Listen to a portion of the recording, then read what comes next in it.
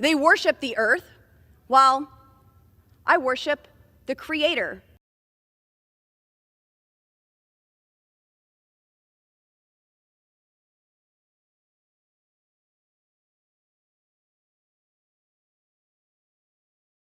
Not the creation. Instead of screaming, "Orange man bad" on TikTok. It is TikTok, Congresswoman. TikTok is the breath mint candy.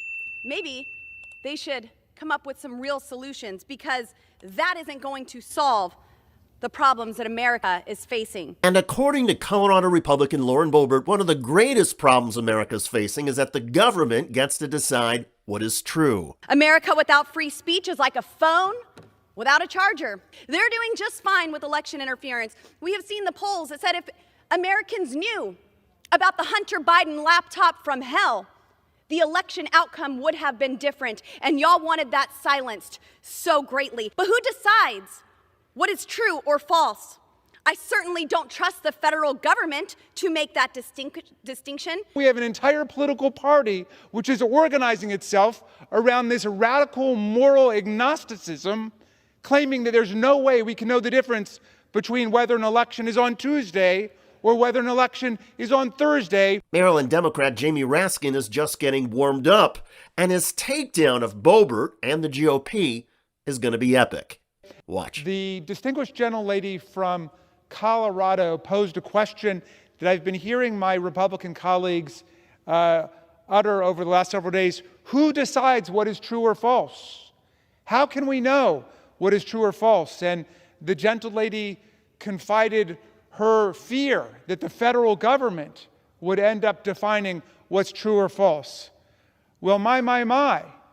That's an absolute assault on the Constitution of the United States, because we have an entire federal judiciary which is based on people getting up in court and swearing an oath under God or the Constitution to tell the truth, the whole truth, and nothing but the truth. And the whole point of what federal courts do is to determine what's true and what's false. The whole judicial system is based on the difference between truth and lies. In fact, the administrative system, you want to get Social Security, either you're 65 or you're not. That's a matter of positive fact. You qualify for Medicare or you don't. Truth or fact. Yes, our system operates on the basis of truth or fact. Don't throw up your hands and say, oh, well, we can't know what the truth is. We can't know what lies are. We don't want bureaucrats telling us what that is. That's what democratic government is. That's how we operate, by our commitment to the truth. And that's why we all swear an oath here to uphold the Constitution. That's why people go to court and they swear an oath to tell the truth. Now, they take their shocking nihilism about what's true and what's false, and they convert it to this entire Congress. And it all starts, of course, with January 6th. And before that, the presidential election. All starts with a big lie.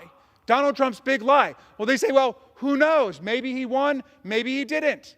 You say Joe Biden's president, we say Donald Trump's president. Nonsense. 60 federal state courts rejected every claim of electoral fraud and corruption that they put forward. 60 federal and state courts rejected every claim. They don't have a single court that ever ruled in their favor. Donald Trump lost that election by more than 7 million votes, 306 to 232 in the Electoral College. So then their big lie now has to stretch all the way over January 6th. We have to disbelieve the evidence of our own eyes, of our own ears. We saw them come and descend upon this chamber, this Congress, wounding and injuring 150 of our police officers, breaking people's noses, breaking people's fingers, putting people in the hospital. And already they're back on the news with big lies saying, no, it was a tourist visit. Like these real tourists up here who have to come and watch representatives in the United States Congress say there's no difference between truth and lies. Real tourists who are not beating the daylights out of our police officers.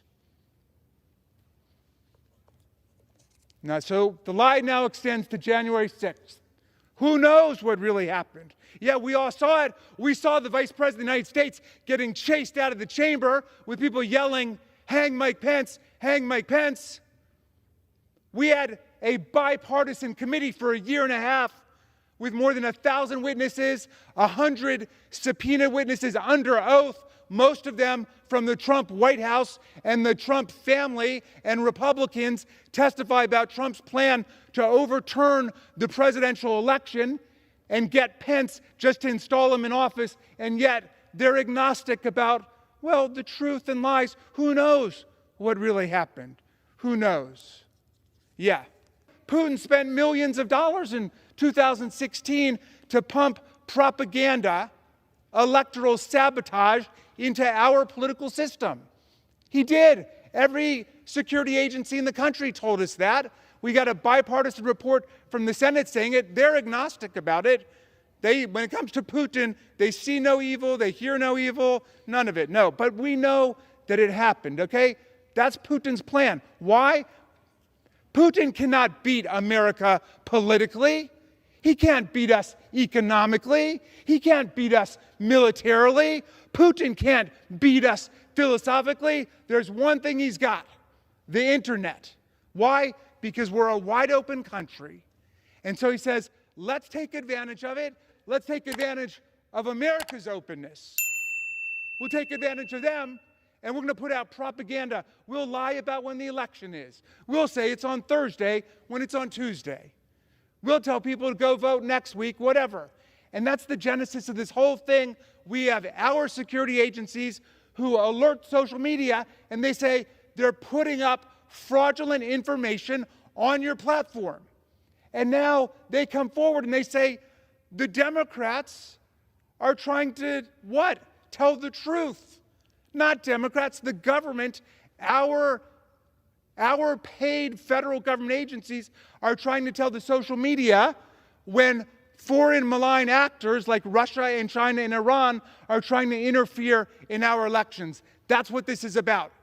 Putin Protection Act. They want Putin and Xi to run free over our platforms, and then they want to fine federal government employees thousands of dollars if they alert our government to what foreign malign actors are doing. And the whole justification for it is their silly obsession with Hunter Biden's laptop and this New York Post story, which was taken down by Twitter for one day, 3 weeks before the election, as an exercise of their private decision-making. Then Elon Musk buys Twitter, and he fires 6 journalists because they disagree with him. They've got no problem with that because, of course, it's a private entity. They can do whatever they want. If they want to fire journalists, they fire them. If they want to take a story down for an hour or a day, they can do that. And then they want to turn that into the basis for handcuffing the entire government of the United States so we can't protect ourselves against Vladimir Putin and President Xi. Give me a break. I yield back.